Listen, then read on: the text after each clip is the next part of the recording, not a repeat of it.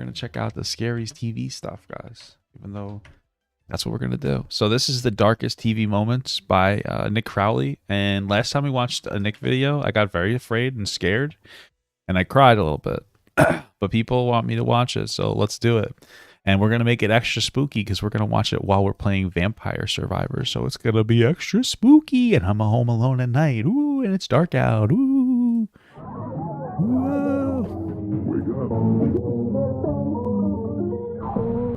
It was a typical day in the world I don't like this already, dude. I'm too scared. Why would you do this to me? Stop it. of daytime television. Infomercials, soap operas, and highly scripted legal shows filled viewer screens. Okay. With one of the more popular at the time being a program called Turn myself Christina's down a little Court. bit. I'm okay. Today in Christina's Court. The show centered around a woman named Christina Perez, giving counsel and advice to those wrapped up in legal drama. And on this particular morning, comedian Sean Harris would be featured filing suit against his ex-girlfriend in the hopes of recouping unpaid rent. A comedian? I know, my understanding is a lot of people will go onto these shows and they will, like, they'll be actors, like, just looking for their big shot. And I don't know, I'm not aware of whether the producer knows that they're fake or not, but that seems to be like a pretty big part of it. So I wondered, like, was he just on here as as a performance? Every month it would be something different, Like what? I ain't got it this month because I got to do this or that. And I'm like, man. So you let her go 9 months without paying rent? Now, like I said, Damn, these 9 shows months. were You think he was getting some on the side for that? very obviously scripted, at least to some degree. And with Sean himself being a professional comedian, it led to countless funny moments and what turned out to be one of the show's more iconic episodes, with by far the most memorable moment coming at the very end, when things seemed to deviate from the script. Constantly like a child in my People own in house. love, they yell at each other all the Oh, time. that's true. Ask him, he's been married for how long? Over 27. Oh, dude, I think I know what this is now. Is this about the security guard who, like, ends up killing his wife or something, bro? For 27 Look at him though, years. he look mad. You don't look happy, brother.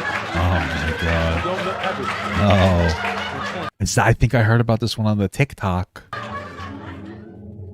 Here, we see the comedian take aim at Christina's bailiff, a man named Renard Spivey, who was an integral part of the What a weird show, name. being the judge's sidekick for years and years. Though it wasn't often that he found himself at the end of a joke like this, as Sean suggests that Renard looked unhappy when it was revealed that he had been married for over 27 years. He's very happy. Okay, all right, let's get back to the claim. All in all, it made for a rather charming moment, with viewers adoring the lighthearted I spoiled it. I'm sorry. jab aimed at one of the show's most beloved characters. Though no one could have known at the time just how true that joke about his happy marriage would turn out to be. Yeah. Comedians really, they really know your inner soul, huh? That's crazy. Still developing tonight, a Harris County Sheriff's deputy facing serious charges. 63-year-old Renard Spivey accused of killing his wife, 52-year-old Patricia Spivey, after an argument that turned deadly. KPRC Damn. Channel 2's Bill Baraha. That's it. On July 28, 2019, over a decade after the aforementioned program aired, Renard Spivey was confronted by his wife Patricia about what she believed to be steroid use or perhaps even infidelity. Well, he's definitely on fucking gear, and whatever. He's pretty, I guess, good for him, but whatever. He's I'm not trying to take anything away from him. Anyway, In the okay. midst of this heated argument, Spivey would draw his gun and shoot his wife once in the arm and then in the chest. What the fuck? Why? Just hit her like everyone else. No, I'm just kidding. Don't do that. But what the fuck? Shortly after, police would find her lifeless Terrible. body crumpled in their bedroom closet. Jesus. Now, after years and years of taking part in this once famed legal show, Spivey can be found alone in his prison cell, where he'll likely remain for the next 14 years of his life, for Well, he's just staying there forever. murdering the woman that he was so happily married to, turning what was once one of Christina's Well, they may have been happily married and then things might have changed, but still, like, that's terrible. Just get a divorce. What the fuck? Jesus Christ. Court's most iconic moments into one of the darkest examples of irony in all of television history. When you find a good woman, you got to hang on for dear life, because then it's hard to find True. another. So my advice as a happy woman, married woman. That's true, though. You do need to hang on to a good woman for dear life. And a good man as well. That's also, but, Mike, I'd say a good woman because, I'm a man. I want to move faster. Let's go faster. Before we get any further, I want to thank Scentbird for sponsoring this video and in turn making this dark content financially viable A spooky, sussy advertisement. for myself. Scentbird is a fragrance subscription service that allows you to select and try new designer I'm afraid of scents. That's why I don't wear deodorant. So we're gonna skip past. Yeah. fragrances. Yeah. We don't need to get into details about I shower, but women like a natural man musk smell. Anyone who says otherwise is a liar. So Coupon code Crowley55 for 55% off your order, making it just a little over $7 for your first month.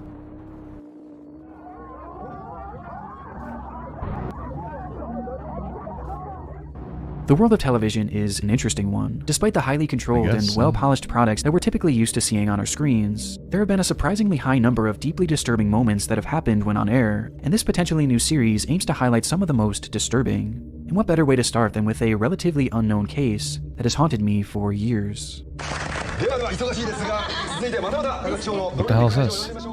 Saturday, June 14th, 2008, a Japanese TV station called Television Miyazaki is running its standard live programming, which on this day was set to feature a game show-like segment in the remote rice field of Takachi Hocho. What's that all like the Asian TV shows that are like all game shows that are crazy? Like lock a guy in a box for 6 years and see what happens, Like that shit's fucking nuts, man. I don't know. I could never be Asian. I couldn't stay in a box for that long. Nuts. The game itself was simple. I shower when it rains, sure. Competitors stood back-to-back on a small wooden stand above the shallow muddy water below, and when given the cue, they would attempt to shove their opponent into the water without turning their bodies around. And Is they get eaten by a crocodile or something? Or an alligator? Which one goes? I don't know the difference. in the end, the one left standing on the platform would be declared the winner, with the loser being left humiliated in the mud.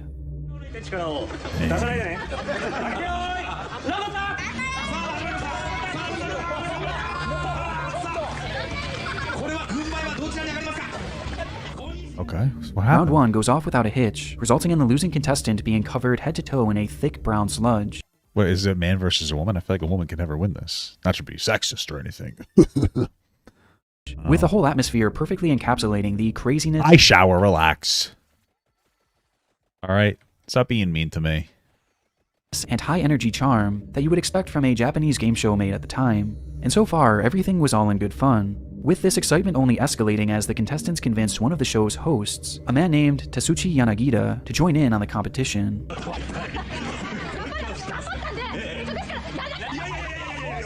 You guys get out of the fun It took some convincing, but eventually Tatsuchi agrees to compete, much to the enjoyment of everyone spectating, and from there the comedy writes itself, as immediately after the round starts, it's apparent that he stood little to no chance. Dang. Okay. Sure.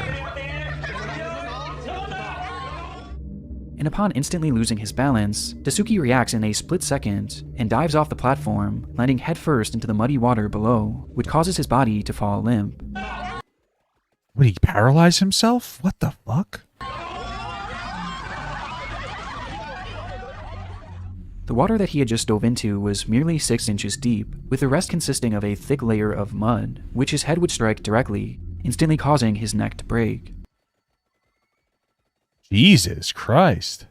And in that very moment, Tatsuchi would be irreversibly paralyzed, leaving him unable to move from the neck down. It was a tragic accident. However, the accident itself is far from the most awful part of this live broadcast, with that coming immediately after.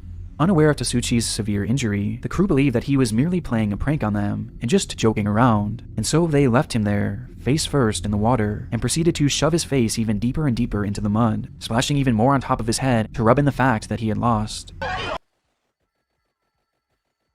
Wait, did the guy die because they thought he died?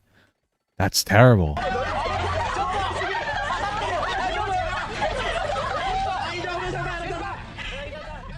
They had no idea that during their antics, Tatsuchi was in a desperate fight for survival, as in those 6 inches of water, he was slowly drowning, and completely unable to pick up his head to breathe. This lasts for an excruciatingly long 15 seconds, before they begin to bob his head up and down, and eventually pull Tatsuchi's face out of the water. But this reprieve was short-lived, as the contestants proceed to drop him back into the mud face first. Jesus, how terrible.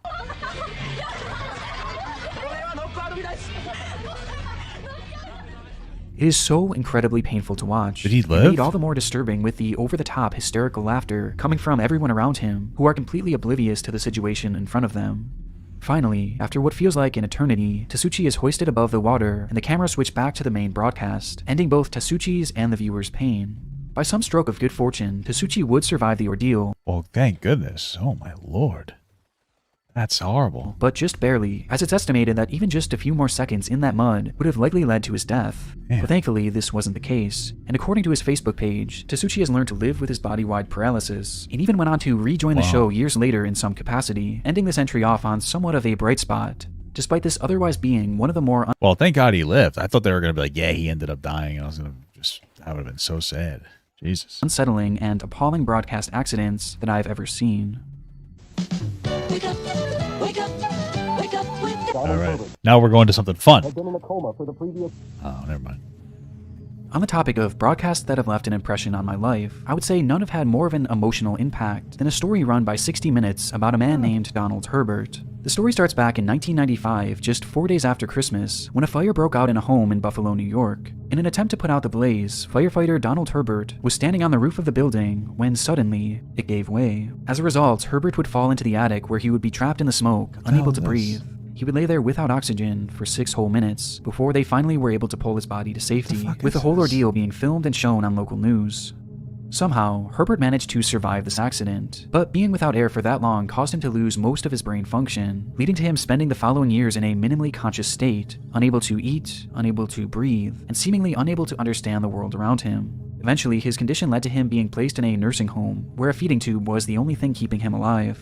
For all intents and purposes, the man was gone. Yeah. But then, something happened. On April 20th, 2005, a staggering 9.5 years after his accident, Donald Herbert woke up. What? Okay. In the nursing home where he had spent most of the years unresponsive, he would suddenly turn to a nurse and ask for his wife Linda, while displaying signs of being fully lucid, which prompted the staff to immediately call his family, who rushed to see him. And sure enough, despite Herbert being completely blind, he was not only fully responsive, but recognized almost all of his family members. How does that happen? Like, how do you go into a coma for 10 years? I just don't understand. Like, what happens to your body where you're just like in a coma for 10 years and then you all of a sudden wake up? I just don't understand it. The moments following were all captured by cameras and later shown on an episode of 60 Minutes, with the footage being some of the hardest hitting and emotional that I've personally ever seen. How long have I been crying? Wait a while, pal. Wait a while. 10 years. The pain in discovering that he had been gone for 10 years, all that time missed, robbed from a man who was just doing his job, is indescribably gut-wrenching. That's terrible, man. And that's really bad for your gains, too, if you're really trying to, like, you know, put on some solid, lean muscle mass. You know, that's such an inappropriate joke. I'm so sorry. But it's what happens after this footage that proves to be the most upsetting No, part. there's how is there more? This is already upsetting. Stop trying to trigger me, dude. I'm getting upset. For nearly 16 hours, the newly awakened man spoke with his family, catching up on every little detail that he had missed. And though from that point on he had moments going in and out of his lucidity, his long-term prognosis actually seemed hopeful. Throughout the next few weeks, Donald was surrounded by family members at all times, not only to take advantage of every single second that Herbert was awake, but also for his own safety as well, as since his awakening, he would thrash violently in his sleep, as if he still believed he was trapped in that blaze. Oh my goodness. And so to ensure his safety, at least one family member would be stationed with the man while he slept. Though on one night, one of the family members on duty had grown too exhausted to stay any longer, and from the first time since he became lucid, Donald Herbert was left alone. No. And during that night, he would again start to thrash violently, with Herbert flailing so hard that he would fall out of his bed and strike his head against the floor, causing his brain to start bleeding. From that moment on, Donald Herbert would never become lucid again, and as a result of his injuries, he would pass away 1 year later from pneumonia. Damn. He was awake for a few weeks and then he ended up back in a coma after that? Shit. That's terrible. Okay. I feel bad for the person that didn't watch him because, like, you know, they obviously did the wrong thing there, but then at the same time, it's like, you know, they were struggling to stay awake, you know what I mean? Like, damn. Just strapped him into the bed or something. I don't know. If anyone had ever thought that such a horrendous thing could happen, obviously we would have stopped. The Twilight Zone. Throughout its lengthy run, this television series provided some of the most entertaining and memorable moments in all of television. But for this section, I'm going to be cheating a little bit, as rather than looking at an event surrounding the show itself, I'll be highlighting the far less memorable movie version of the series. Simply named Twilight Zone the Movie, the film was broken up into multiple sections serving as sort of an anthology work with 3 separate storylines. And for the sake of this story, only one section and really only one scene bears discussion. What is it? The scene was intended to simulate a battle in the Vietnam War. Did somebody die again, dude? How come people just stop? Stop. I don't want to hear about this stuff. Why do you want me to watch this, dude? Does somebody like pass away on set? Because the movie sets used to be like terrible. Like stuff. I saw that exorcism stuff. People were tortured. It's crazy.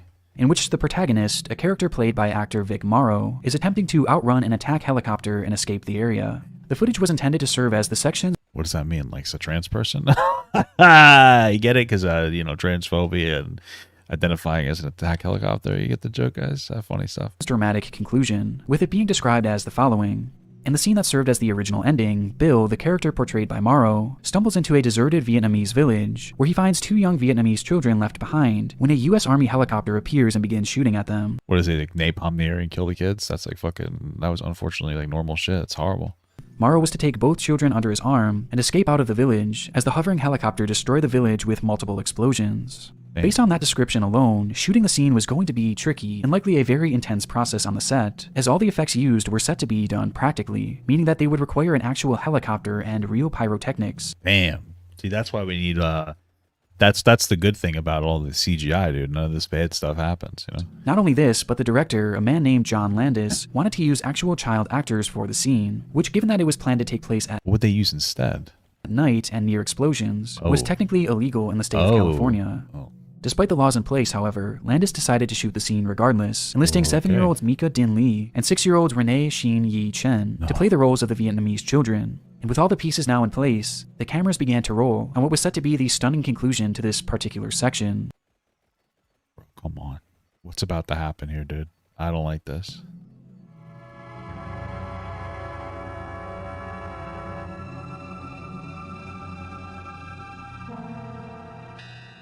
As the scene starts, the spectacle of it all can't be understated, as the lighting, setting, and the pyrotechnics truly set a haunting tone. However, unbeknownst to the production team, there was a major problem developing. Well, I mean, they do know because they're doing this legally, but... As stated prior, all the effects you see here are real, and during the scene there was an actual helicopter flying just above the actors, which by itself was already very dangerous, and made even more so due to the pyrotechnics. Damn. For the pilots, the explosions launched in the air created fireballs in the sky, making things much more difficult to navigate, but those on the ground... So, like, why wouldn't they do something where they recorded the helicopter flying and then, like, he took off and left and then they just kept, like, the close-up shot of all the explosions? Wouldn't that make the most sense? were never made aware of this. But I'm sure this ends fine because this is a Nick Crowley video. So this is probably fine. Right? Pressed to make things look even more and more intense, the crew decided to double down on their explosions, launching 2 massive charges back to back. Jesus. A decision that proved to be a costly one, as the second blast was so strong that it dislodged the helicopter's tail prop, causing the craft to spin uncontrollably. And within mere seconds, as the cameras roll on the 3 actors trudging their way through the water,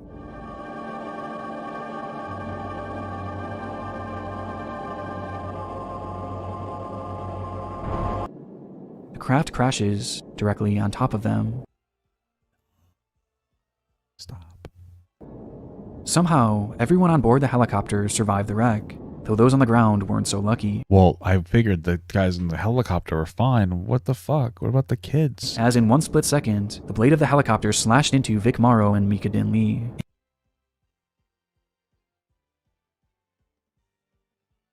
instantly decapitating them. And as the craft slammed to the ground, Renee Shin Yi Chen would be crushed beneath its massive weight.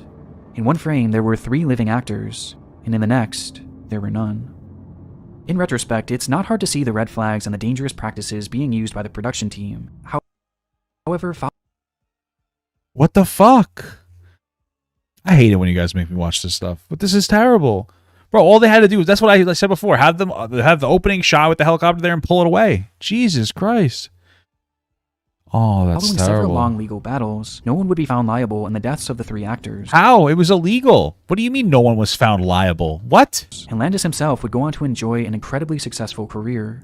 He killed 3 people while breaking the law. What? Twilight Zone film would eventually be released years later, only with a different ending. No fucking shit, huh? Jesus Christ. I'm not going to demolish it. There's nobody will come in here. I'll fight force with force. Our final story takes us to the quaint countryside of Buttsfield, England. There we go. Little humor. Buttsfield. we can lighten up the mood. We got to get ourselves out of it. And I'm hoping that this video is full of a palate cleanser, something fun and not so dark, Where a man named like a white guy. I'm just kidding.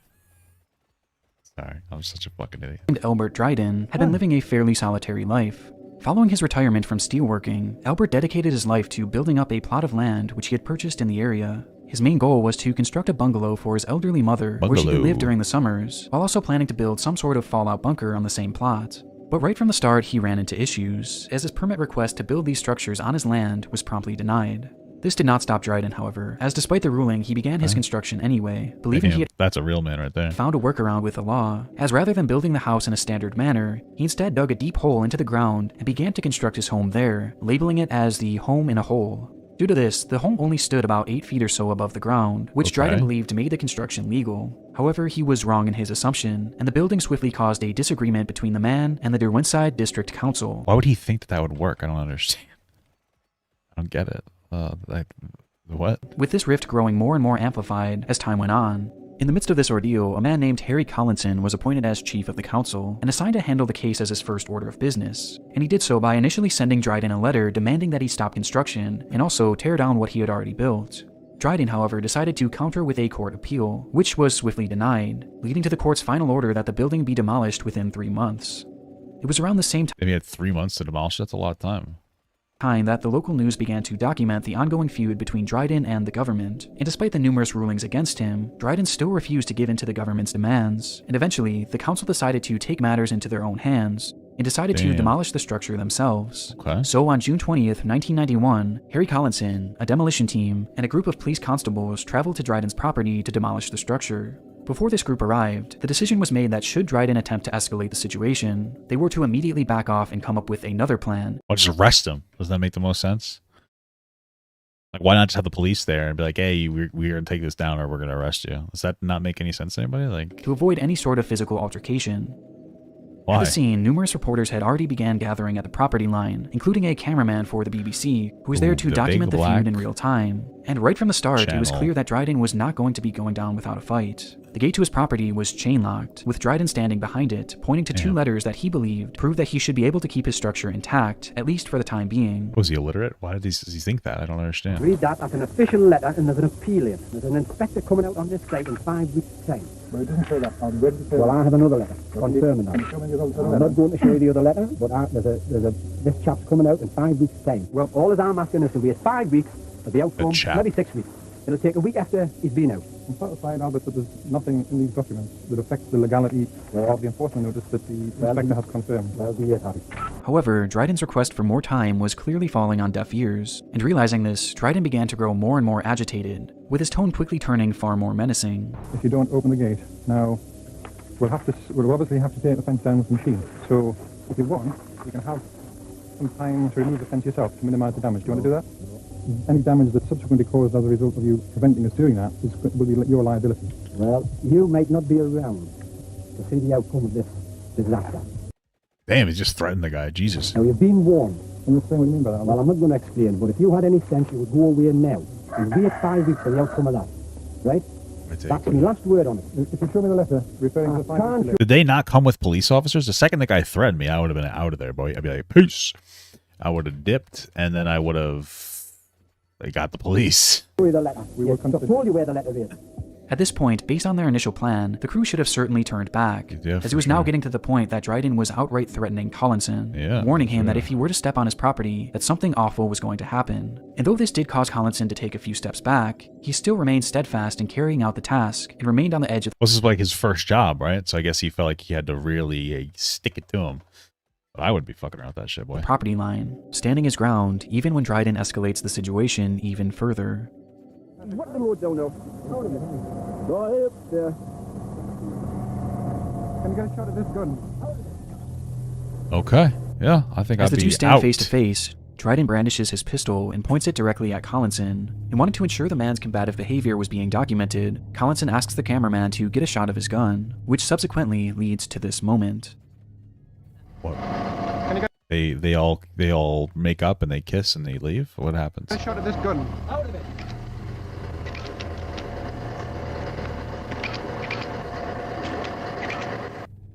In an instant, with cameras rolling, Dryden fires a shot directly into the chest of Harry Collinson, Jesus. and then fires another at the crowd standing before him, leading to things devolving into a chaotic scene of running and screaming. And they didn't have the police there with them? As more shots were fired from a pistol, the camera crew and Look North reporter Tony Belmont ran for cover. We were standing watching what was going on, and then a shot rang out. The chief kind of fell to the ground, and I felt a shot in the arm, and I've clearly been shot here in the arm. Damn. That guy's so casual. I was like, yeah, I got shot in the arm. Okay, well, okay. As the camera crew finally gets to a safe distance and catches their breath, it's revealed that one of the journalists for the BBC had been struck in the arm, along with one of the officers. Though in the But they did have police there? Why didn't they pull the guns the second the guy pulled his fucking gun? What? Or something. Nobody was ready to fucking do anything? midst of all this carnage, we see no sign of Harry Collinson. Well, dude's dead, bro. As by this point, he was likely still on the ground where he had originally fallen, dead from his gunshot wound, with his final words being, Can you get a shot of this gun? Out of it. Damn. Following the I guess he really did get a shot of that gun, huh? incident, police would engage in a standoff with Dryden, who claimed that he had set up booby traps and landmines, Jesus. along with other explosives on the property, though this would nuke him. turn out to be a bluff, and eventually he would be grabbed by officers and taken into custody, where he would subsequently be tried and sentenced to life in prison. And despite his actions on that day, Albert Dryden would go on to become somewhat of a national hero, growing a legitimate fan base for the way he stood up against the government. Incredible. Dryden would live out his time in prison until 2017 when he suffered a massive stroke, to which he was let out on a compassionate release. Why? Okay. With the man eventually passing away just 1 year later. Okay. Though his actions that day will forever be immortalized as one of the most notorious and darkest moments in television history. Jesus. Okay. That one's not as... I mean, it's sad that guy died, but it's not as bad as the kids, the helicopter. That was horrible. I want to give a big thank you to Scentbird for sponsoring this video. Well, Make sure to you check know out what? those links below. I'm scared. You made me upset. So I want to give you a big thank you to making me cry. As well as my God tier patrons, Alexander Duran, America's Grumpy Uncle, Bazoo42, Biznacker, Bray, Karen S., Charles Roble, Daniel Binge, Dark GJ, Desiree Livingston, Ahmed Johnson is back in town, Donovan Aaron, Dooms Eternal, Emmanuel Cadena, Game Gamer, Ivo the Evil, Jake Parsons, JB Funk, J Money, John Sport Muller, Catherine Ross, Lacey, Larry Mattingly, Mark PH, Martin S., Max, Mycrafty Ways, Sam Litfy, Storalis, Skelly, Sub to Micro O, Alright. Okay. Cool. Unblended Porcinoid, and Winged Sun Comics. I'm trying not to die. I'm a dog and I'm dying. Scary. Hold on. Can I survive this? Oh, no, I can't. I walked right into something. Okay, that was certainly spooky. That was some spooky spookery.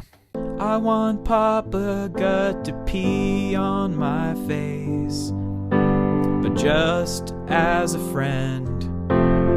There's nothing weird about that. I want him to pee on my face.